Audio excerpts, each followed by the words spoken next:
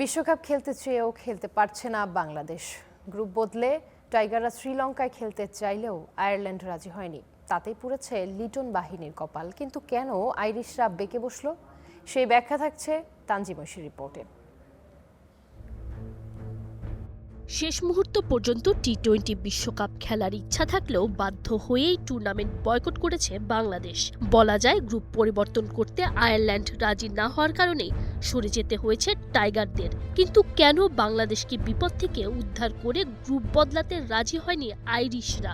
এবার পাওয়া গেল সেই ব্যাখ্যাই।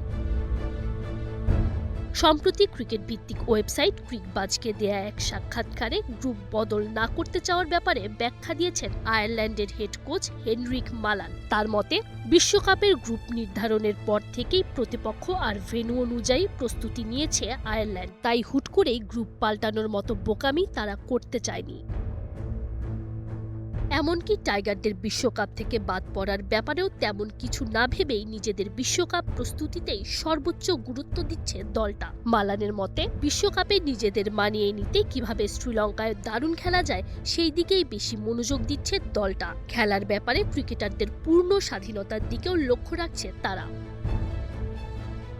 এর আগে নিরাপত্তা শঙ্কায় ইন্ডিয়ার মাটিতে খেলতে যেতে অস্বীকৃতি জানিয়েছিল বাংলাদেশ। আইসিসির কাছে বিসিবির দাবি ছিল তাদের ম্যাচগুলো যেন শ্রীলঙ্কায় সরিয়ে নেওয়া হয়। যদি এটা সম্ভব না হয় তাহলে বাংলাদেশকে যেন গ্রুপ সি থেকে অন্য গ্রুপে দেয়া হয়।